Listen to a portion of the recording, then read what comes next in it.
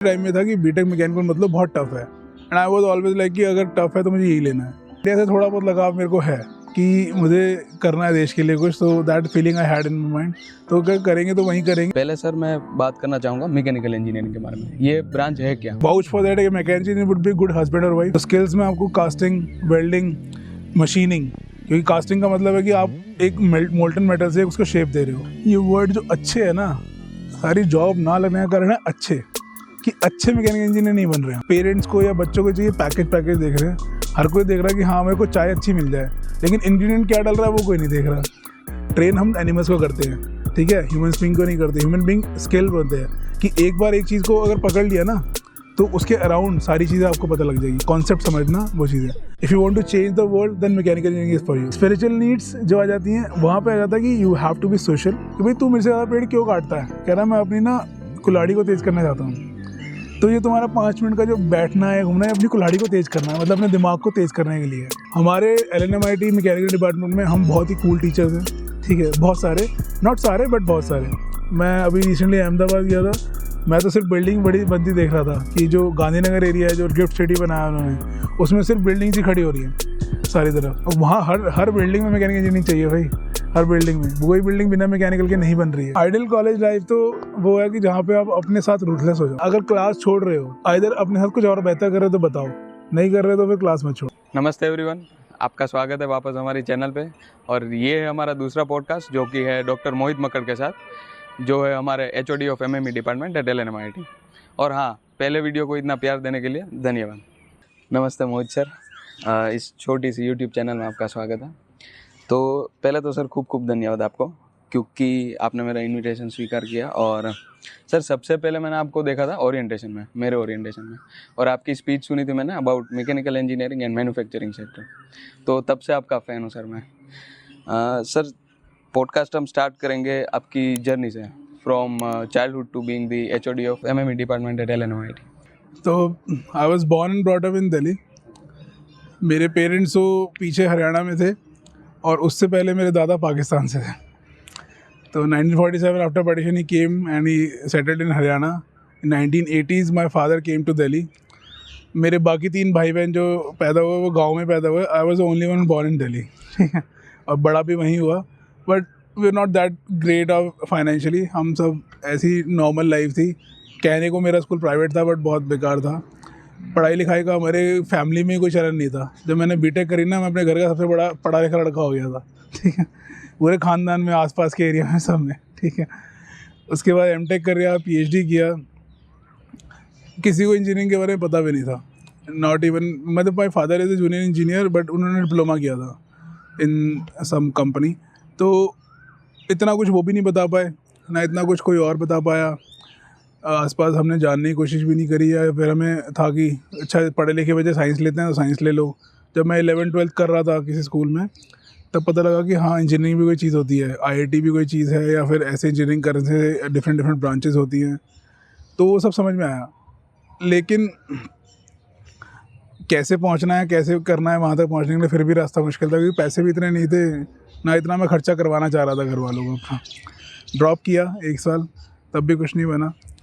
उसके बाद BTech मैंने किया UP Tech से, बट वहाँ से थोड़ा इंजीनियरिंग, मैकेनिकल इंजीनियरिंग के बारे में पता लगा। जैसे तुम लोगों को बोलते हैं ना कि मत लो क्योंकि ब्रांच जो है इसमें सैलरी कम है। मेरे टाइम में था कि BTech मैकेनिकल मतलब बहुत टफ है and I was always like कि अगर टफ है तो मुझे यही लेना है। BTech में जब हम घुसे तो BTP गाइड इसको मतलब बहुत टफ गाइड है, मैं कहा अब तो इसे ही लेना है, ठीक है। MTech में भी सेम था एंड MTech गाइड इसको मतलब, नहीं तो मैंने MTech मेरी NIT जालंधर से है और PhD मैंने फ्रांस से किया, यूनिवर्सिटी ऑफ लील 1 फ्रांस। तो MTech के थ्रू ही वहाँ से फ्रांस में पहुँचा and that was a life changing experience. 2012 से 15 वहाँ रहा। मैं ये नहीं बोलूँगा मेरी लाइफ बहुत दुखी रही है, ठीक है, इट वाज ऑल गुड। पैसे ठीक ठाक थे, ऐसा नहीं कि नहीं थे, बट इतने नहीं थे कि you could have followed some other hobbies like guitar और क्रिकेट। 7th क्लास में ज़्यादा कि मुझे क्रिकेट खेलने का बड़ा शौक है। आई नीडेड ए किट, वो आज तक नहीं मिली मुझे, ठीक है। अब खेलते हैं क्रिकेट ताकि अपना बचपन जी सके, सॉर्ट ऑफ। अभी क्या कहते हैं, उसके बाद PhD के बाद मैं I came back because my family really wanted me to come back, otherwise I had opportunities in France as well. और इंडिया से थोड़ा बहुत लगाव मेरे को है, कि मुझे करना है देश के लिए कुछ, तो that feeling I had in my mind. तो क्या करेंगे तो वहीं करेंगे। एंड जो अभी लोगों में जो ना पोटेंशियल की बात करते हैं कि इंडिया में पोटेंशियल आ गया है, I could see, I knew that that potential will come there as well, रहेगा इंडिया में। तो PhD के बाद I did 6 months in some company, I worked, then I did in work in UPES Dehradun for 6 months, then I came to LNMIT, and so for the past 9 years I'm in LNMIT. LNMIT के अंदर I spent at different positions. मैं warden रह चुका हूँ, मैंने AC-SEC committee में काम किया, मैंने एडमिशन कमेटी में काम किया है, फिर मैंने HOD वाला जो लास्ट 2 साल से कर ही रहा हूँ। वैसे तो यार रोटेशन में होता है, but there is a lot to learn, और दिस टाइम बहुत डिफरेंट हुआ है HOD वाला। तो this has been my journey throughout, not much to know about in that. नहीं सर, फिर भी इंस्पिरेशनल थी काफ़ी, from a village to France. तो सर इस पॉडकास्ट को मैंने थीम्स में डिवाइड कर रखा है। पहले सर मैं बात करना चाहूँगा मैकेनिकल इंजीनियरिंग के बारे में। ये ब्रांच है क्या, क्या पढ़ते हैं हम इसमें, और क्या स्किल्स सीखने को मिलती है इसमें? जैसे बोलते हैं ना, ये ब्रांच है क्या, ये ब्रांच माँ है, ठीक है। एक माँ से क्या एक्सपेक्ट करते हो तुम कि शुड बी नोइंग एवरीथिंग। घर खाना भी बनाए, घर भी संभाले, बच्चा भी संभाले, और अगर आर्ट एंड क्राफ्ट जानती है, थोड़ा बहुत और स्किल जानती है, तो वो सब चीज़ें भी करे। तो once you do mechanical engineering you can do anything, that is a famous quote. एक बार मैकेनिकल इंजीनियर बन गए तो तुम कुछ भी कर सकते हो। अब माँ से अगर इसको रिलेट करें तो you can do the basic machining part, welding, casting, उसके बाद AI वाला पार्ट भी इसमें है, कोडिंग इसमें, एम्बेडेड इसमें है।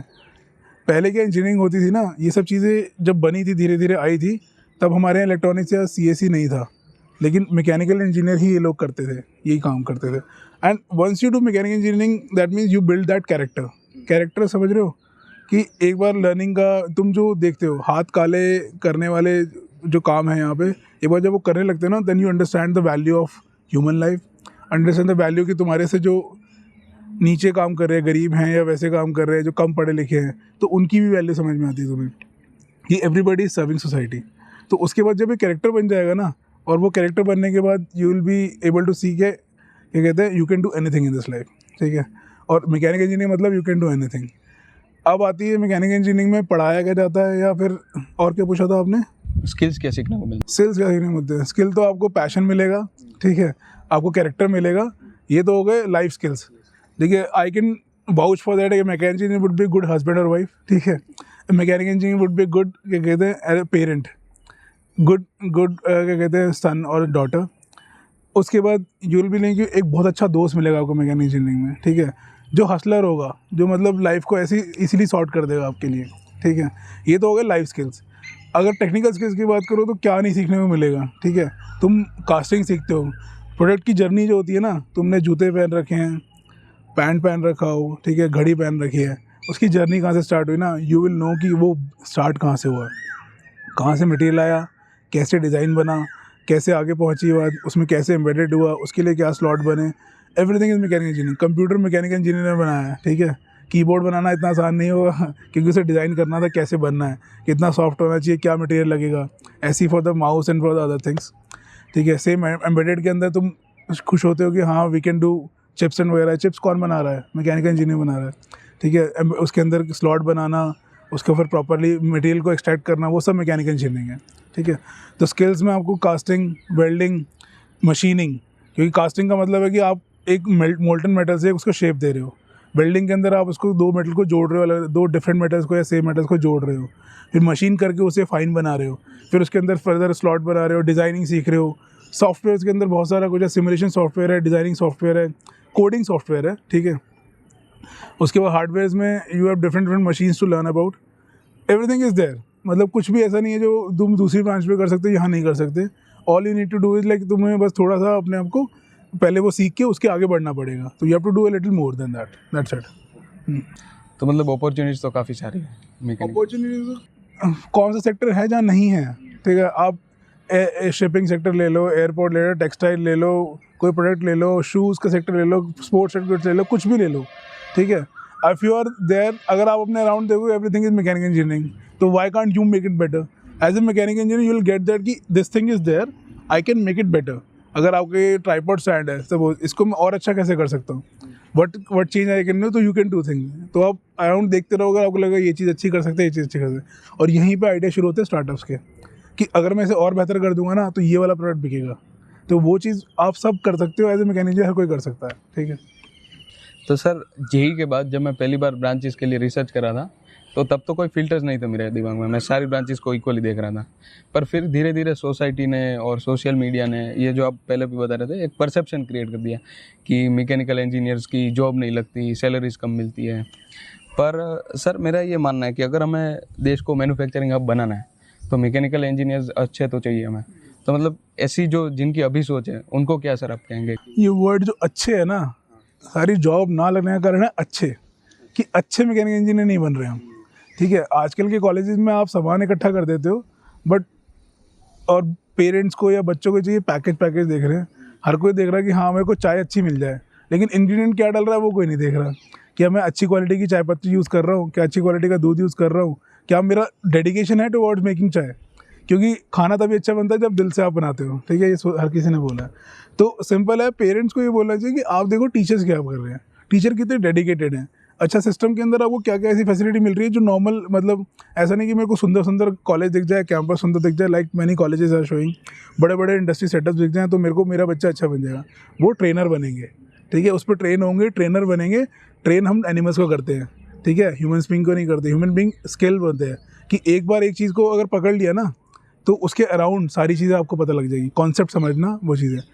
यहाँ पे या मैकेनिकल इंजीनियरिंग में जो हर कोई है कि हर कोई इनिशियल पैकेज देख रहा है कि हाँ इनिशियल पैकेज तो आईटी में या सीएससी में ज़्यादा लग रहा है, लेकिन आप लॉन्ग टर्म क्यों नहीं देखते? आज से 10 साल बाद आपके बच्चे की लाइफ कैसी है? He has been able to give time to his family, he has got a package better than the IT company guy, he has got a package. क्योंकि हर किसी को दिखावा करना है, एक तो पैसे दिखाने हैं, पैसे दिखाने नहीं चाहिए पहली बात तो, लाइफ अच्छी होनी चाहिए, इंसान खुश होना चाहिए। पैसे दिखाने हैं तो वो देखता है इनिशियल पैकेज मेरे बच्चे का अच्छा लग जाए ना तो मैं बता सकता हूँ अरे सीधा 20 लाख का पैकेज लगा है, उसके बाद भले कुत्ते की ज़िंदगी जी रहा हो मर मर के, ठीक है। क्योंकि आईटी कंपनी में आप बैठे हो एक रूम के अंदर, एक पीसी के ऊपर बैठे हो और सारा सारा दिन वहीं बैठे हो, बीमारियाँ पकड़ रहे हो, कोई सोशल लाइफ नहीं बच रही, मुश्किल से 3 छुट्टियाँ मिलती है जाके भागने जाओगे। जबकि एक मैकेनिकल इंजीनियर क्या, वो फील्ड में घूमेगा, लोगों से बातें करेगा। ह्यूमन बीइंग है तो सोशल एनिमल। तो अगर आप सोशल नहीं होते ना लाइफ में तो आपकी वैसी डिप्रेशन और ये सब चीज़ें शुरू हो जाती हैं।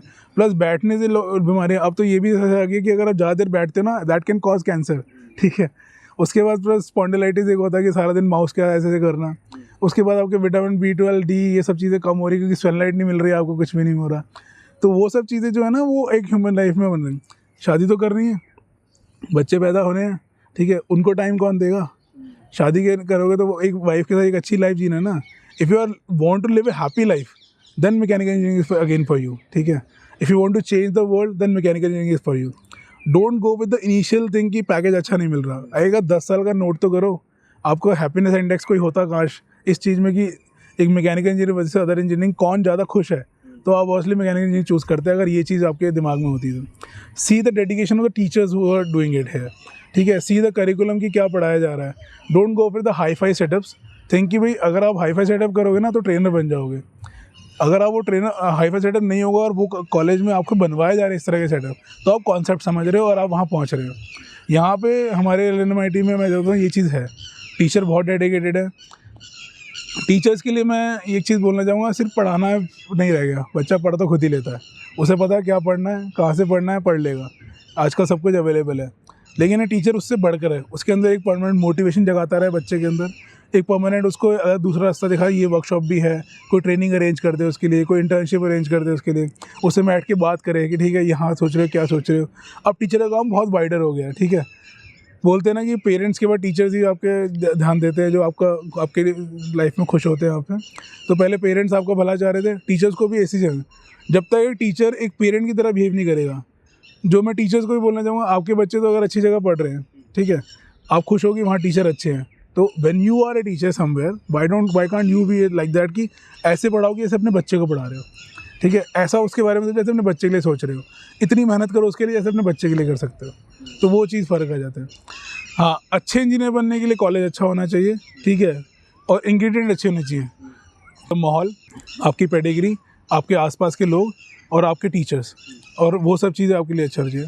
हमारे LNMIT मैकेनिकल डिपार्टमेंट में हम बहुत ही कूल टीचर्स हैं, ठीक है, बहुत सारे, नॉट सारे बट बहुत सारे कूल टीचर्स हैं, बहुत सारे तरीके से हम उनको बहुत बैठा के बात करते हैं, कूल रहते हैं, हंसी मजाक करते हैं, उनके लिए इंटर्नशिप अरेंज करते हैं, वर्कशॉप कराते हैं, इंडस्ट्रियल विजिट अरेंज कराते हैं। तो ये सब चीज़ें जो हम कर रहे हैं ना, ये सब बच्चे को पूरा का पूरा एक है कि एक माहौल मिल जाएगा, उसके बाद पढ़ता अपने आप जाएगा, ठीक है, अराउंड इसके। तो सर एक्चुअली पर्सपेक्टिव मेरा ये था आपको पूछने का कि अभी जो ब्रांचेस सिलेक्ट कर रहे हैं, अभी जो फॉर्म फिल कर रहे हैं, अगर उसमें कोई ऐसा बच्चा हो कि जिसको पेरेंट्स फोर्स कर रहे हैं कि आप CSE लो, IT डिपार्टमेंट में ही आपको जाना है, पर उनकी इच्छा ये, जैसे मैं मेरा बताता हूँ कि मैंने पढ़ रखी है कोडिंग, मैंने स्कूल में कर रखी है, 4 साल मैंने करी, और मैं बैठ के काम नहीं कर पाता जैसे आपने बताया। तो मेरा वही था कि मुझे कुछ ऐसा करना है कि जिसमें मैं कुछ बना रहा हूँ हाथ से। तो इसलिए मैंने फिर जब रिसर्च करना बैठा तो एक तो मैकेनिकल और ECE 2 मेरे दिमाग में थी, पर मेरी परसेंटाइल CS वाली थी, फिर भी मैंने यहाँ ECE ली, यही दिमाग में रख के कि मुझे कोडिंग तो नहीं करनी है। तो उसमें एक रिस्क फैक्टर भी है कि मतलब आपको सोसाइटी भी प्रेशर करेगी कि आप मत लो, पर फिर भी एक जो रिस्क होता है, तो उनको कॉन्फिडेंस देने के लिए आप क्या कहेंगे? मतलब देखो, रिस्क कहीं पे भी नहीं है, ठीक है। वो 3 इडियट्स भी आपने देखी है, काबिल बनोगे तो काम में भी झक मार के पीछे है। इतना बड़ा हमारा देश जो है ना, आगे आने वाले 10, 15, 20 साल में सब major cities are going to be looking like New York, ठीक है। बहुत सारी हमारे स्टेशन अच्छे होंगे, हमारे एयरपोर्ट बेटर होंगे, तो इतना स्कोप है ना, इतना स्कोप है कि आप एंटरप्रेन्योरशिप में जाओ, ठीक है। एक छोटा सा चेंज ला दोगे ना, छोटा सा चेंज, तो क्या होगा, सारा कुछ आपको लाखों करोड़ रुपए आपकी जेबों में वैसे होगा, ठीक है। क्यों किसी एम्प्लॉय बनना चाह रहे हो, जबकि देश आगे इतना बढ़ रहा है कि they are actually seeking those who can be employers, और इतनी अपॉर्चुनिटीज़ मिल रही हैं, इतना आइडिया, और मैकेनिकल ब्रांच और इस तरह से इतनी अभी सैचुरेट नहीं हुई है, इतने सारे आइडियाज़ हर रोज़ निकलते हैं। क्योंकि आपको देखो, जैसे व्हीकल में बोलो, पहले थे, सबसे पहले जिस तरह के व्हीकल है और आज के व्हीकल में डिफरेंस देख लो। पहले की अगर वेइंग मशीन और आज की वेइंग मशीन में डिफरेंस देख लो। पहले की अगर फ्रिज में और आपके फ्रिज में डिफरेंस देख लो। ऐसे ही आपके आगे जाके और डेवलप होती रहेगी, चीज़ें बढ़ती ही जाएंगी। तो स्टार्टअप के आइडियाज़ इतने सारे हैं, बस आपको एक अच्छा इंजीनियर बनोगे ना, तो आपको अपने आप ही इतना मिल जाएगा, पैसा आएगा जाएगा। और रही बात CSIT, NVIDIA के आई थिंक CEO ने तो बोल ही दिया है, वो आपने सुना ही होगा।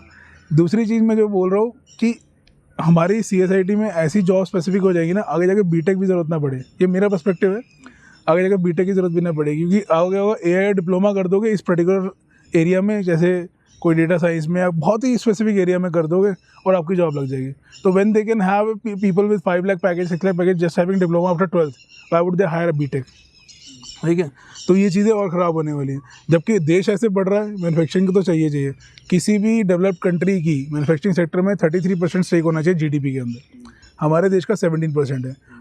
ये जो 16% का जो डिफरेंस है ना, ये हम लोग जैसे ही पूरे करेंगे, इंजीनियर्स ही करेंगे, ठीक है।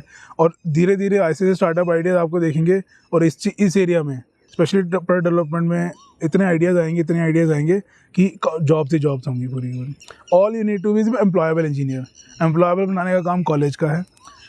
कोई भी आपके पास अभी भी प्रोडक्ट होंगे जिसमें बहुत सारे चाइनीज़ होंगे, इवन आपको पता भी नहीं होगा कि आप क्या क्या चाइनीज़ यूज़ कर रहे हो, ठीक है। तो आपको ये नहीं ज़रा सा पता लगता कि ये चीज़ इंडिया में नहीं बना सकता क्या जिस रेट में वो दे रहे हैं उससे सस्ता नहीं बना सकता? Why can't I make it? The moment you think of like that, ठीक है, मैकेनिकल इंजीनियरिंग करो, learn about material science, materials के बारे में जानो, कौन कौन से मटेरियल वो यूज़ करते हैं, उनकी मैन्युफैक्चरिंग के बारे में जानो, setup of plant, industrial engineering कैसे होती है वो जानो, सब मैकेनिकल के अंदर है कि इंडस्ट्री कैसे सेटअप होती है। एंटरप्रेन्योरशिप के बारे में जानो और start a factory. 1 single machine can earn you 2 lakh 3 lakh rupees a month at least, ठीक है। अगर आप 2-3 मशीन डाल दोगे, उसके पैसा भी गवर्नमेंट देगी, वो भी बहुत कम इंटरेस्ट रेट पे जो रिटर्न हो जाएगा। तो आपको जो पैकेज आप जो है 6-7 लाख रुपये महीना आराम से मिल जाएगा, जस्ट बाय डूइंग नथिंग। उसमें आप मौज से करोगे, 3 डिप्लोमा होल्डर्स अपने अंडर रखोगे, उसके बाद आपकी मशीन चल रही है और पैसा आ रहा है, ठीक है। आपको बस उस क्वालिटी का प्रोडक्ट बनाना है। तो बस इतना ही सोच लो कि मुझे चाइना के जो प्रोडक्ट अभी आ रहे हैं ना, उनको बीट करना है, तुम्हारा काम सॉल्व हो जाएगा, ठीक है, सिंपल है। तो सर मेरा नेक्स्ट क्वेश्चन, आपने जैसे AI की बात की उससे कनेक्टेड ही है कि अभी जो सॉफ्टवेयर इंजीनियर्स के पैकेज लग रहे हैं, क्या फ्यूचर में मैकेनिकल इंजीनियर्स के उतना ही लग सकता है? मतलब अगर एंटरप्रेन्योरशिप को एक तरफ छोड़ दे, सिर्फ पैकेज हैं ऑलरेडी, इतने पैकेज आप देखोगे ना इंजीनियरिंग के, इनसे बेटर है IT कंपनीज़ में। मैं कजाकिस्तान आर्सेलरमित्तल प्लांट में गया था, वहाँ पे मैं चीफ इंजीनियर से मिला। दे वर नॉट दैट ओल्ड की 30 years of एज थी, and they had huge package. And they could roam around, ऐसा नहीं कि बैठना है, they could have any holidays, number of holidays they can, ठीक है। तो वो चीज़ थी। पैकेज बहुत अच्छे अच्छे हैं ऑलरेडी, अभी मैकेनिकल इंजीनियरिंग में आगे भी लगेंगे, पता है, क्योंकि सेक्टर बढ़ रहा है, but all you need to do be a good engineer, ठीक है। वो अच्छा इंजीनियर बनना ज़रूरी है। अगर आपके स्किल ही नहीं है, आप बस मैकेनिकल इंजीनियर डिग्री लेके घूम रहे हो, क्योंकि हमारे यहाँ एक टर्म है, it's called degree holding engineer, degree पकड़ रखी है लेकिन आता कुछ नहीं है, ठीक है। अगर वो हो तो फिर आपको कोई नहीं एम्प्लॉय कर सकता, चाहे आप IT में चाहे कोई भी हो, ठीक है। IT के अंदर जॉब इजीली इसलिए लग जाती है क्योंकि आपके पास अगर बेसिक स्किल ऑफ कोडिंग है ना, तो बाकी आप कर लेते हो थोड़ा बहुत। वो इतना ही देखते हैं कि भाई कोडिंग थोड़ी सी जानता है तो आ जा, ठीक है। उसके बाद तो एल्गोरिथम कहीं ना कहीं से उठा के कर ही लेना काम, लेकिन उसमें बेसिक पैकेज लग ही जाएगा।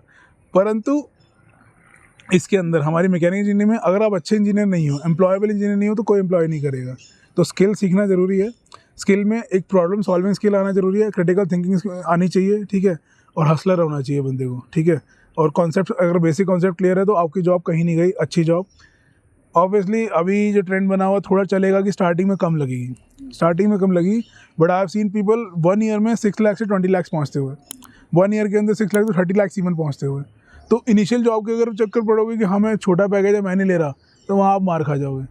कंपनी अच्छी है, पैकेज जो दे रही है चुपचाप ले लो, 1 साल बाद देखो your valuable much higher than that, ठीक है।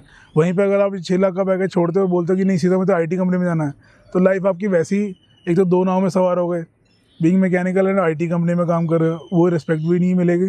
दूसरी बात, आपकी जो लाइफ IT इंजीनियर की वैसी है, जो इतना कुछ सीखा आपने, जो इतना स्किल सीखे, जो इतना हसलिंग करना सीखा, प्रॉब्लम सॉल्विंग आई आपको, वो सब चीज़ें आपकी बर्बाद हो जाएंगी, ठीक है। तो हायर पैकेज जो आपकी बात कर रहे हो, वो अभी शायद नहीं, लेकिन आगे जाके इससे बेहतर होगा जो अभी मिल रहा है। अभी अगर 6 लाख 4 लाख कोई कंपनी दे रही है, तो वो आगे जाके 10-12 देगी, क्योंकि सेक्टर बढ़ेगा, क्योंकि इतना काम आने वाला, इतना काम आने वाला। 2047 में इंडिया को डेवलप्ड होना ही है, हर जगह काम ही काम है। अब मैं अभी रिसेंटली अहमदाबाद गया था, मैं तो सिर्फ बिल्डिंग बड़ी बनती देख रहा था कि जो गांधीनगर एरिया है, जो गिफ्ट सिटी बनाया उन्होंने, उसमें सिर्फ बिल्डिंग्स ही खड़ी हो रही है सारी तरफ। और वहाँ हर बिल्डिंग में मैकेनिकल इंजीनियरिंग चाहिए भाई, हर बिल्डिंग में। कोई बिल्डिंग बिना मैकेनिकल के नहीं बन रही है, ठीक है। क्या AI की वजह से ये एक्सलेरेट होगा? क्योंकि AI की वजह से सॉफ्टवेयर इंजीनियर, मैकेनिकल इंजीनियर जो है ना, वो ये स्किल लर्न करेगा, उसे AI भी आएगा, उसे कोडिंग भी आएगी, उसे एम्बेडेड भी आएगा, and he'll be complete engineer. Once you'll hire a mechanical engineer, then he'll be knowing everything। In that case उसका पैकेज जो होगा ना, वो आपका उस लेवल पे जाएगा जो कि एक कंप्यूटर इंजीनियर को मिलता है, उससे ज़्यादा जाएगा बल्कि, because he know the basic concept right from the top level, की जहाँ पे उसको वापस कोडिंग वगैरह करनी है। तो सर थीम अब थोड़ी चेंज करते हैं हम और बात करते हैं भारत के मैन्युफैक्चरिंग सेक्टर के बारे में। तो सर अगर आत्मनिर्भर भारत का जो कंसेप्ट है, अगर हमें वो एग्जीक्यूट करना है, जैसे आपने बात की चाइना वाला, तो उसके लिए सर आई बिलीव कि good mechanical engineers will play a pivotal role. तो अभी किस स्टेज पे है हमारा मैन्युफैक्चरिंग सेक्टर भारत का? अभी स्टेज ये है कि हम बोलते तो मेक इन इंडिया भी है और आत्मनिर्भर भी बोलते हैं, but what you are doing, we are making in India but using technology made by foreigners, ठीक है। हमें मशीन कौन सप्लाई कर रहा है? जर्मन सप्लाई कर रहे हैं। हमें रॉ मटेरियल या फिर अच्छा प्रोसेस चाहिए या कोई भी ऐसी चीज़ चाहिए, वो दूसरी कंट्री सप्लाई कर रही है। हमें चाहिए सब कुछ इंडिया में हो, make in India by the technology, made by Indians for Indians, ठीक है। That should be the concept. Okay, तब आत्मनिर्भर बनेंगे। जब तक आत्मनिर्भर बनने का मतलब है कि सब कुछ यहाँ पर हो, टेक्नोलॉजी यहीं से आए, सामान यहीं से आए, माल यहीं से आए, जो पड़ा उसको बहुत बेहतर करे, प्रोसेसिंग यहीं पर हो, बने यहीं पर, मशीन्स यहाँ की हो, ऐसा नहीं कि बाहर से आ रही है। अभी तक पूरी तरह आत्मनिर्भर नहीं है हम, और जिसके लिए बहुत बाकी है, बहुत सारा कुछ बाकी है। अभी क्या है कि कंपनी खुलती है यहाँ पे, दिखाती मेक इन इंडिया है, सारा सामान चाइना से ला के असेंबल यहाँ कर देती है और दिखती है made in India, which is again wrong, ठीक है। सामान अगर यहाँ से आएगा, यहीं बनेगा, यहीं प्रोसेस होगा, यहीं एक्सट्रैक्ट होगा, यहीं पर मशीन होगा, तब जाके वो आत्मनिर्भर वाली बात आएगी, अदरवाइज़ नहीं आएगी। तो इसके लिए अभी बहुत गैप है, जो कि इंजीनियर्स ही पूरे करेंगे। मैकेनिकल इंजीनियरिंग का बहुत बड़ा रोल आने वाला है अगले 20 सालों में। You will see the world, our country to be developed in the world, then you will see कि how the things have change. आपका इंफ्रास्ट्रक्चर आसपास चेंज होगा, कैसे लाइफ एक्सपेक्टेंसी बढ़ेगी, कैसे आपकी लाइफ कंफर्टेबल होगी, with roads, with facilities in the road, on the roads, with facility in the hospitals की बात करो। मेडिकल में अगर मैकेनिकल इंजीनियर नहीं होता ना, तो मेडिकल साइंस इतनी नहीं आती है। MRI की मशीन बनाने वाला मैकेनिकल इंजीनियर है, एक्सरे मशीन बनाने वाला मैकेनिकल इंजीनियर है, आजकल रोबोटिक सर्जरी हो रही है, वो सब मैकेनिकल इंजीनियर ने किया है। तो कुछ भी ऐसा नहीं है जो मेडिकल इंडस्ट्री में मैकेनिकल इंजीनियर ना कर रखा हो। ओनली थिंग इज़ कि आपको पता है बॉडी के अंदर कोई देख पा रहे हो, कर पा रहे हो, उसकी बहुत जगह जो टूल्स मिलते हैं सर्जरी के लिए वो सब मैकेनिकल इंजीनियरिंग है। तो बस देखो अपने राउंड और देखो कि हाँ मैं इस चीज़ को और बेहतर कैसे कर सकता हूँ। You can make it better, do it better, start a startup, become a fortune 500 company as soon as possible. मतलब सर इस ग्रोइंग सेक्टर का एक स्पेसिफिक रोड मैप आप बता सके इंजीनियर्स को, मैकेनिकल इंजीनियर्स को, कि ये सेक्टर तो ग्रो कर रहा है, हम सबको पता है, तो एक मतलब कॉलेज के बाद निकलते ही आपको कौन कौन से रास्ते, एक रास्ता आपने बताया एंटरप्रेन्योरशिप का, दूसरा रास्ता मतलब जॉब के पर्सपेक्टिव से कौन सा रास्ता कैसे जाएगा, कैसे वो अप्लाई कर सकता है, कौन कौन सी कंपनीज में अप्लाई करना चाहिए, ये सब थोड़ा बहुत। जैसे कि कंपनीज तो बहुत बड़ी बड़ी भी है, बट एक रास्ता रोबोटिक्स बहुत अच्छा एरिया है। ठीक है, हम रोबोट, बाहर के रोबोट आपने बहुत सारे वीडियोस भी देखे हैं जो कि बहुत ही ज़्यादा कैपेबल है, उनकी काइनेमेटिक्स, उनकी mechanics, they are walking like human beings. ठीक है, they are talking like this. यहाँ पे एक छोटी छोटी कमरों में कंपनियाँ बनी हुई हैं, छोटा छोटा बॉट बना रही है, लाखों रुपये महीना कमा रही है। ठीक है, और उनके अगर बॉट देखो ना तो इतने ज़्यादा फिनिश भी नहीं है, ऐसे ऐसे करके बुरे हाल चलते हैं। ठीक है, अगर आप रोबोटिक्स में आप अपना थोड़ा काइनेमेटिक्स, उसमें थोड़ा सा एम्बेडेड ऐड करोगे, थोड़ा सा कोडिंग ऐड करोगे, तो हर जगह चाहिए। Right from the restaurant serving to the serving in the hospitals, to serving in the remote areas, to the drone technology, everything, everywhere we need मतलब these robots। तो robotic sector एक ऐसा है जहाँ पे आप काम कर सकते हो।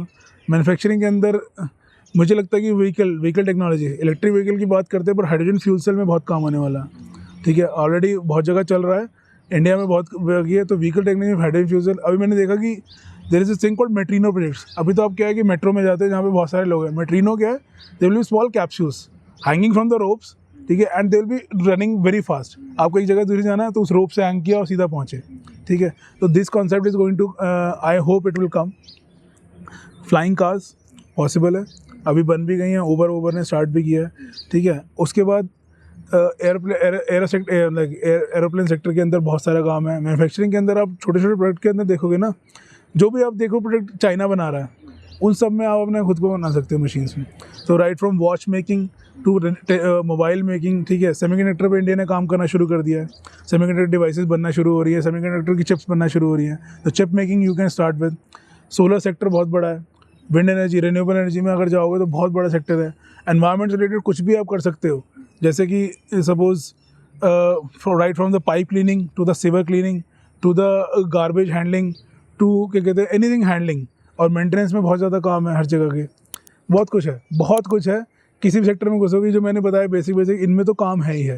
ठीक है, आने वाले टाइम में इंफ्रास्ट्रक्चर के अंदर अगर आप एक मॉ सब्जेक्ट है मैकेनिकल सॉलिड हमारे यहाँ पढ़ोगे, तो उसमें आपको बिल्डिंग के स्ट्रक्चर के अंदर क्या क्या, कहाँ पे स्ट्रक्चर स्टडी होती है, कहाँ स्ट्रेस ज़्यादा है, कहाँ नहीं है, उसके करोड़ों रुपए लेते हैं आईआईटी के इंजीनियर्स या फिर आईआईटी के professors, just for giving consultancy कि भाई ये बिल्डिंग सही है कि नहीं है, इतना सा काम करने के। उसके लिए they study, they put some sensors over there, check करेंगे कहाँ स्ट्रेस पड़ रहा है, बताएंगे स्ट्रक्चर फिजिबल है कि नहीं है, सिंपल।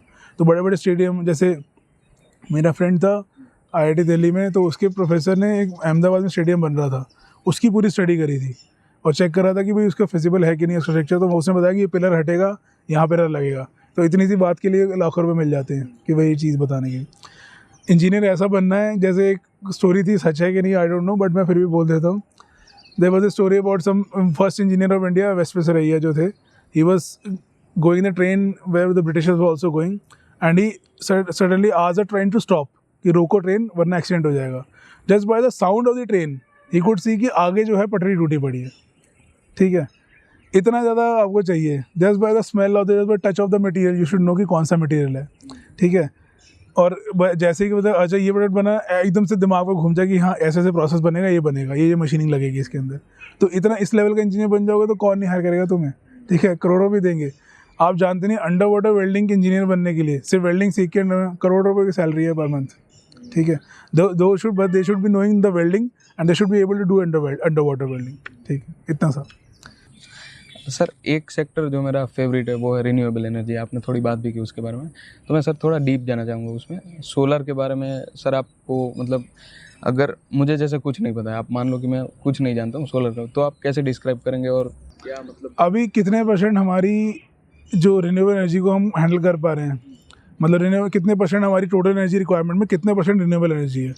हार्डली 1-2%, 1% भी नहीं है, 0.1% बोल लो। क्योंकि बहुत जगह अभी इतना एरिया खाली पड़ा है, इतनी छतें खाली पड़ी है, लेकिन सोलर पैनल लग ही नहीं रहे।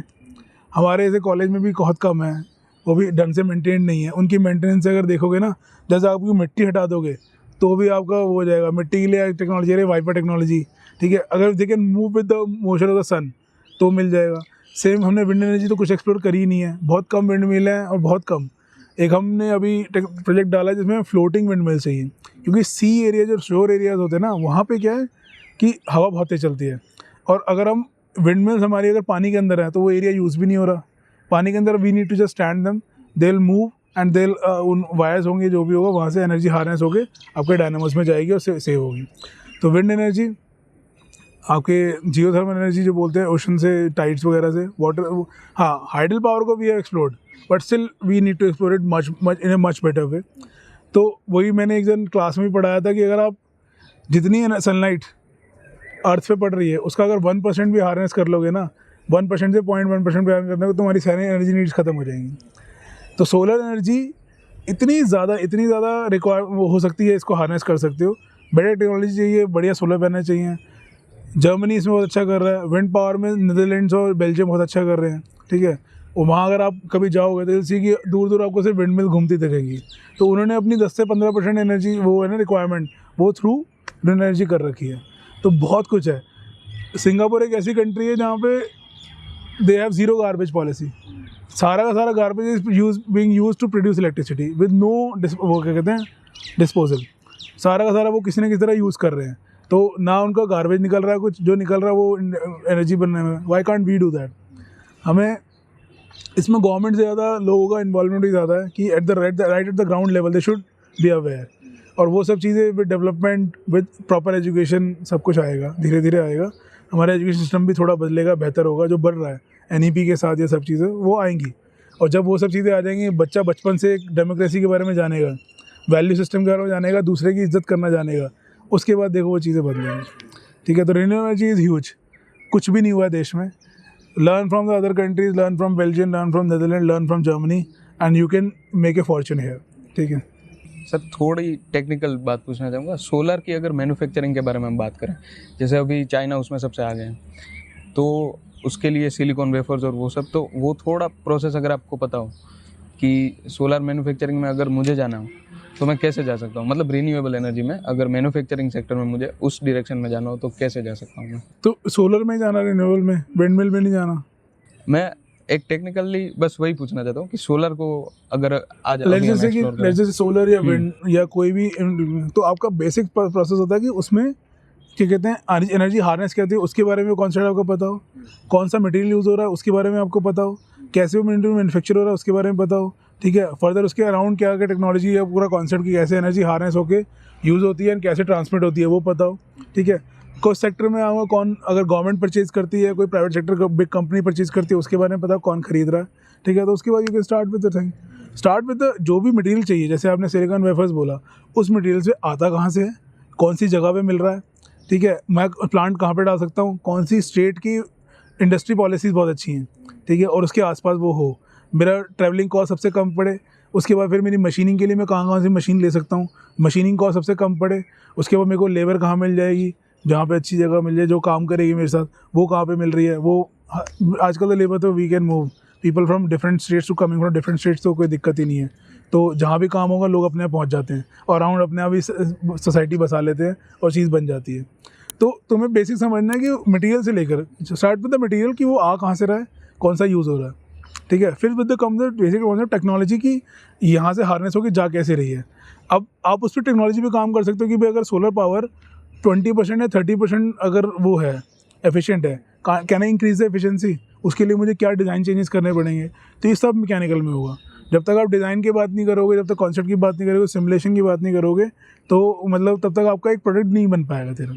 And never go for the perfect product.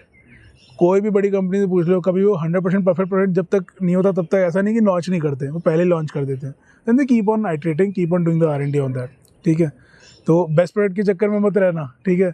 जो तुम कर रहे हो कोई ना कोई तुम्हें बायर मिल ही जाएगा, ठीक है। उसको खरीदने वाला गवर्नमेंट मिल जाएगी, कोई public sector private sector company मिल जाएगी, ठीक है। सर अभी थोड़ा कैजुअल टॉपिक पे आता है कि कॉलेज लाइफ आइडियल अगर किसी को बनानी हो तो आइडियल कॉलेज लाइफ कैसे जी जाती है? आइडियल कॉलेज लाइफ तो वो है कि जहाँ पे आप अपने साथ रूथलेस हो जाओ। रूथलेस मतलब अपने साथ ऐसा रूथलेस कि आराम भूल जाओ, ठीक है। एंड कोई भी कहीं खड़े करने को बोल रहा है, कोई कुछ कहने को बोल रहा है, कोई कह रहा है कि आज तुमने एग्ज़ाम दूसरा दिया, कल दूसरा है, या 2 घंटे बाद दूसरा है, बी रेडी फॉर दैट, ठीक है। Start working so much in that. और अपना टाइम मत वेस्ट करो। रूथलेस अपने साथ होने का मतलब है कि ये नहीं कि मज़े कर रहा हूँ, तो मज़े कर रहा हो तो कहाँ रूथलेस हुए। भाई मज़े मेरे लिए हैं ही नहीं, हैं मतलब थोड़े बहुत हैं, लेकिन मेरा मेन मकसद है कि जिस चीज़ में लिए आया हो ना, पहले तो मुझे सारे स्किल लर्न करने हैं, ठीक है। मुझे हसलिंग लर्न करनी है, मुझे क्रिटिकल थिंकिंग लर्न करनी है, मुझे लीडर बनना है, ठीक है। तो उसके लिए मैं कुछ भी कर सकता हूँ। आज मैं ये करूँगा, आज मैं वो करूँगा। बी लाइक हर जगह घुसो जहाँ पॉसिबल हो सके। रूथलेस होना अपने साथ ज़रूरी है, सोना भूल जाओ, ये मैं फिर बोल रहा हूँ, ठीक है। स्किल लर्न करना, अगर क्लास छोड़ रहे हो, ठीक है, तो आइदर अपने साथ कुछ और बेहतर कर रहे हो तो बताओ, नहीं कर रहे तो फिर क्लास मत छोड़ो, ठीक है। अगर तुम्हें लगता है कि टीचर अच्छा नहीं पढ़ा रहा, रूथलेस उसके साथ भी हो जाओ। Keep on asking so many question कि वो इरिटेट ही हो जाए। जब तक तुम्हें समझ नहीं आ रहा, लड़ो, कोई दिक्कत नहीं है। टीचर्स विल लाइक इट, अच्छा टीचर विल लाइक इट कि student is showing some interest. A bad teacher will actually not like it, ठीक है। उसके बाद स्किल लर्न करना, क्योंकि आप कॉलेज में देखोगे ना, आपके 50 मशीन्स हैं, आपने अभी तक 2 भी नहीं देखी होंगी ढंग से। पूरे 4 साल में यू शुड नो कि मुझे हर चीज़ के बारे में पता होना चाहिए। अच्छा ये बच्चा ये कर रहा है, ये इंटर्नशिप कर रहा है, ये कर रहा है, मैं इस जगह पागल रहूँगा, इस जगह रहूँगा। अच्छा आज ये नया कॉन्सेप्ट सीखने को मिल रहा है। तो engineering should come from the interest. ऐसा नहीं कि स्कोप है, ये है, एक बार अगर घुस गए तो इंटरेस्ट जगा भी लो। पेरेंट्स ने भेज दिया जैसे जैसे करके, लेकिन अब जगाना पड़ेगा। इंटरेस्ट जगाओ और उसके लिए पागल रहो हमेशा। अगर आपका कोई और गोल है कि मुझे लीडर बनना है, तो ठीक है, उसके लिए हसल कैसे करना है, कैसे आपको प्रेसिडेंट बनना है, उसके लिए मुझे क्या करना पड़ेगा। And people like first year मैंने देखा लोगों के पास प्लान है अभी से, ठीक है। दे हैव अ प्लान कि मैं इस साल में ये करूँगा, इस साल में ये करूँगा, इस साल में मेक प्लान्स। कोई दिक्कत नहीं, प्लान ख़राब होंगे, कोई दिक्कत नहीं, but keep on making plans, plan A, plan B, plan C, but always keep working. Not like कि हाँ आज मैं आराम करूँगा, आज मैं 12 घंटे सोऊंगा, ठीक है, आज मैंने क्या कहते हैं हाँ घूमने जाना है, आज मैं दोस्तों के साथ चिल करूँगा। वो सब चीज़ें ख़राब करेंगी। टेक्नोलॉजी के लिए पागल होना ज़रूरी पड़ेगा। ये कॉलेज लाइफ है, ठीक है, मेरे हिसाब से। मेंटल हेल्थ अच्छी रखने के लिए मेंटल हेल्थ अच्छी रखने के लिए सोशल थोड़ा सा तो होना ही पड़ेगा। सिंपल है यार। मेंटल हेल्थ का मतलब है इंसान जो है ना, वो कहते हैं ना कि आज मैं बहुत डिप्रेस फील कर रहा हूँ, तो बोलता है कि यार तूने किसी से बात करी आज, ठीक है, किसी से घर वालों से बात करी, कोई प्लान बनाए, कोई क्या कहते हैं कुछ एक्टिविटी करी, कोई एक्सरसाइज करी, सब में नो आ जाएगा। फिर कहेगा मैं परेशान हूँ यार। सिंपल है कि कुछ ना कुछ तो करना पड़ेगा ना थोड़ा, क्योंकि ह्यूमन की there are 3 kinds of needs: spiritual, organic and body needs. You will say that organic needs is coming from the food you are eating, ठीक है, food and water and other things. Body needs as and when you can help yourself in that sense, ठीक है। Spiritual needs जो आ जाती हैं, वहाँ पे आ जाता है कि you have to be social, you have to be little towards religious side. Religious side meaning कि मैं किसी पर्टिकुलर भगवान का ये वो करो, मेडिटेट करो यार, बैठो, don't think about anything, just meditate this thing and be social. लोगों से बात करोगे ना, अपने में अच्छा लगता है। जब हम सिटी के आउटर में रहते हैं, हफ्ते बाद बाहर जाते हैं ना, मज़ा आ जाता है, ठीक है यार, रौनक देखने को मिल रही है, लोग देखने को मिल रहे हैं। तुम्हारे लिए तो आसान है, साथ वाले रूम में जाओ, दोस्तों से बात करो, 10-15 मिनट चिल करो, एकदम 10-15 मिनट ऐसी बेफालतू की बातें करो सारी, ठीक है, जिसका कोई सिर पैर ना हो। 15 मिनट आके अपने काम में लग जाओ। दोबारा 1-2 घंटे पढ़ा, अरे यार अभी दिखाना, 5 मिनट गए, फटाफट बात करके आए, फिर से ताज़ा चलो पढ़ाई में लग जाओ। फोकस ऐसा रहना चाहिए ना कि बस मुझे पता है कि मैं 15 मिनट से ज़्यादा कर रहा हूँ, that means I am wasting my time है, ठीक है। ये चीज़ मैं इतने टाइम से कर रहा हूँ, हर 1 घंटे में 5 मिनट के लिए उठ जाओ और दोबारा आओ। There was a story about it. एक बंदा सुबह से लेकर शाम तक पेड़ काटने का ड्यूटी मिलता था, तो एक बंदा सुबह 9 से लेकर शाम तक 5 बजे विदाउट ईटिंग लंच लगा हुआ है। एक बंदा सुबह 9 से लगता था, बीच में 1 घंटा लंच के लिए आता था, वापस आता, फिर भी उससे ज़्यादा पेड़ काटता था। तो रीज़न वॉज कि भाई तू मेरे से ज़्यादा पेड़ क्यों काटता है? कह रहा मैं अपनी ना कुल्हाड़ी को तेज़ करना चाहता हूँ। तो ये तुम्हारा 5 मिनट का जो बैठना है, घूमना है, अपनी कुल्हाड़ी को तेज़ करना है, मतलब अपने दिमाग को तेज़ करने के लिए। 5 मिनट बैठ के उसके बाद दिमाग तेज़ हुआ दोबारा से, अब देखो क्या फोकस आता है, क्या कॉन्सेंट्रेशन बनती है, ठीक है। किसी भी चीज़ को जड़ से जानो। जड़ से अगर आपको लग रहा है ना कि यार ये चीज़ मेरे को समझ नहीं आ रही है, घुस जाओ उसमें, जब तक अपने अंदर आए हो सारे सवालों के जवाब ना दे पाओ। ऐसा बहुत बार होता है कि हम कहते हैं हाँ आ गया, ऊपर सुपरफिशियली आ गया, मुझे आ गया, किसी ने क्वेश्चन पूछा, ये नहीं पता यार, बाकी सब आ गया है, दैट मीन्स उसमें नहीं आया है। 2 चीज़ हमेशा मान लो, या तो आया है या नहीं आया। जब तक सारे सवालों के जवाब नहीं आ रहे तब तक नहीं आया। जब सवालों के जवाब आ गए मतलब आ गया है। तो कोई भी कॉन्सेप्ट इस लेवल पे लर्न करना है, ठीक है।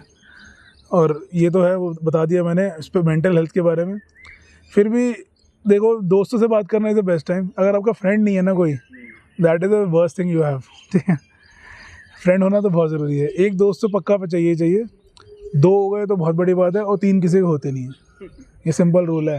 3 दोस्त किसी के नहीं होंगे, तीसरा दोस्त तुम्हारा है तो तुम्हारी मतलब समझ लो कि वो दोस्त नहीं है, क्योंकि एक ही होगा जो इससे तुम सारी बातें कर सकोगे, अपने डीप डार्क सीक्रेट वगैरह वगैरह। 2 ऐसे मिल गए तो मतलब तुम्हारी किस्मत ही अलग हो गया। तुम्हें तो 2 बंदे ऐसे मिल गए जो कभी भी तुम्हारे लिए खड़े हैं, ठीक है। दिन रात कभी कॉल कर रहे हो, जो आ रहा है जान देने को तैयार बैठे हैं, तो तुमसे अच्छा इंसान कोई नहीं। अगर 2 लोग तुम्हारे लिए जान दे रहे हैं तो ठीक है, तुम्हारे घर वाले नहीं देंगे कई बार तो। और 3 दोस्त जो हैं वो, मैं कह रहा हूँ ना, होते नहीं है। तो मतलब समझो, इस स्टोरी को समझो कि तुम बोलो मेरे 15 दोस्त हैं, मैं तो बहुत सोशल हूँ, मेरे 100 दोस्त हैं, फेसबुक में मेरे 800 फ्रेंड्स हैं, वो सब होक्स है, ठीक है, सब नकली है। Be real life. जो मैकेनिकल इंजीनियरिंग की बात मैं दोबारा बोलूँगा, मैकेनिकल इंजीनियरिंग का मतलब है कि you live with a character. एक मैकेनिकल इंजीनियरिंग बहुत अच्छा दोस्त बनेगा, यू लिव इन रियलिटी, ठीक है। You live as a hustler, you live as a human being, proper human being जैसे इंसान को जीना चाहिए। हाँ, तो ये चीज़ मेंटल हेल्थ के बारे में बोल रहा हूँ। दोस्ती रखोगे तो मेंटल हेल्थ नहीं आएगी, फंसेगी, और फिर भी फंसती है। तो कॉलेज में आपको पता है, we have CWPH, centre for wellness planning and health. We have got some, क्या कहते हैं, counselling sessions, we have got some counsellors, सब कुछ है हमारे यहाँ पे। तो वो चीज़ें आप उनकी help low. It is not a problem कि अगर आप फिर भी थोड़ा सा मेंटली स्टेबल नहीं फील कर रहे हो, तो ये नॉर्मल है आज की ज़िंदगी में। बड़े से बड़े स्टार से लेकर घर में छोटे से छोटे हर कोई ऐसी रहता है, ठीक है। हमें भी दिक्कतें आती है, एंग्जाइटी सबको होती है, तो उसको एक्सेप्ट करना सीखो। सोसाइटी ने टैबू बना रखा है कि अगर ये चीज़ नहीं करोगे, या फिर अगर आप बोल दोगे, तो लोग तुम्हें पागल बोलना शुरू कर देंगे, या समझाना वो करेंगे कि ये तो मतलब बावला हो गया है। पर ऐसा नहीं है, अब सब लोग समझदार हो गए हैं, लोग सेंसिटिविटी थोड़ी सी बढ़ गई है, हर चीज़ में दूसरों का ध्यान रखेंगे। बट ओवरऑल ये तो हो गया मेंटल हेल्थ के बारे में। बट एक चीज़ जो है वो वैल्यू सिस्टम। बच्चों में जो चीज़ मुझे कम दिखती है ना, पेरेंट्स या सिखा रही नहीं रहे हैं, या मालूम नहीं पता नहीं क्या कर रहे हैं, वो क्या करते हैं कि रिस्पेक्ट नहीं चल रही है, ठीक है। कोई बंदा अगर तुम्हें पढ़ा रहा है, ठीक है, उसको पैसे मिल रहे हैं, लेकिन वही तो पढ़ा रहा है ना, तो उसकी इतनी रिस्पेक्ट तो करो कि अगर आसपास है तो गाली मत दो, ठीक है। अगर आसपास है तो एटलीस्ट उसको पहले रिस्पेक्ट किया, ठीक है सर पहले आप कर लीजिए, या मैडम आप कर लीजिए पहले। जैसे अपने सीनियर की करते हो, सीनियर तुम्हें जो बोलता है वो करते हो, क्यों टीचर की क्यों नहीं कर सकते। मान लो टीचर बहुत बुरा है, ठीक है, नहीं है तो टीचर ना, फिर भी तुम्हारे घर वालों ने इतना सिखाया होगा, ठीक है, बड़ा तो है, भले इंसान अच्छा ना हो, बड़ा तो है, बड़ा है तो उसकी रिस्पेक्ट कर लो। ये वैल्यू सिस्टम नहीं ख़त्म करो, ठीक है। जो ख़त्म हो रहा है धीरे धीरे, टीचर के सामने कुछ भी चल रहा है, PTA चल रहा है, ठीक है, टीचर के सामने क्या नाम है, गाली चल रही है, टीचर के सामने क्या कहते हैं, उसकी बेइज्जती भी करने को तैयार बैठे हो, उससे मज़े लेने के लिए तैयार बैठे हो। और मज़ा तभी आएगा कॉलेज लाइफ का जब आप उससे डरोगे ना, और तब भी छुपके से काम करोगे, ठीक है। तो वो चीज़ है। तो अगर डरोगे नहीं तो फिर छुपके काम करने का फिर तो सब कुछ नॉर्मल हो गया, ठीक है। डरते रहो और तब काम करके दिखाओ कुछ, ठीक है। ठीक है सर, तो यही था हमारा पॉडकास्ट। सारे क्वेश्चंस तो ख़त्म हो गए। आखिरी कोई मैसेज आपको अगर स्टूडेंट्स के लिए? आखिरी मैसेज एक जो कोट मेरी लाइफ का है वो मैं बोलूँगा, your worth consistent what you are, not in what you have, ठीक है। तुम्हारे पास बहुत कुछ आ सकता है पैसे से, ठीक है, बट तुम क्या हो ना, वो ज़्यादा ज़रूरी है। तुम्हारी वर्थ उसी में है कि तुम कैसे इंसान हो, तुम क्या कहते हैं, अपने दूसरे का दर्द समझ पा रहे नहीं पा रहे हो, ठीक है, दूसरे को वैल्यू देनी पा। ये एक बहुत कॉमन चीज़ है। अगर कोई रिक्शे वाला या कम पैसे वाला बोल लो एक तरीके से, तुम्हें मिलेगा, तुम उसे डांट दोगे, सुना दोगे। वहीं एक बड़ी गाड़ी वाला निकलेगा ना, तुम्हारे मुँह से चूनी निकलेगी, ठीक है। किसी का साइज़ बड़ा है तो तुम उसके लिए कोई अलग तरीके से बिहेव करोगे। जो तुम्हारे डिफरेंट आते ना, क्या कहते हैं, अपने को चेंज करते, सीइंग द सिनेरियो। ये लाइफ के लिए, नॉन ह्यूमन बीइंग्स के लिए ठीक है कि तुम्हारे पास अगर अभी तंगी आई तो तुमने थोड़ा बिना घी वाली रोटी खाना शुरू कर दिया, यू कैन से दैट, ठीक है। पहले कहते हैं ना कि सूखी रुखी सूखी खा लेंगे, चोपड़ी नहीं खाएंगे। लेकिन अगर तुम इंसान के लिए भी ये चीज़ें कर रहे हो कि जस्ट बिकॉज वो इंसान पैसे वाला है और तुम उसके लिए अलग बिहेव कर रहे हो, और जो पैसे वाला नहीं उसके लिए अलग बिहेव कर रहे हो, तुम्हारे एजुकेशन का सिस्टम ख़त्म है पूरा का पूरा, कोई फ़ायदा नहीं ज़िंदगी का, ठीक है। उतनी तरीके इज्जत से बात करो एक रिक्शे वाले से या एक लेबरर से, जितनी इज्जत से आप किसी अपने टीचर से, अपने पेरेंट्स से बात करते हो। वीडियो को पूरा देखने के लिए धन्यवाद, और आपकी राय बिल्कुल नीचे मुझे कमेंट्स में बताना। Thank you.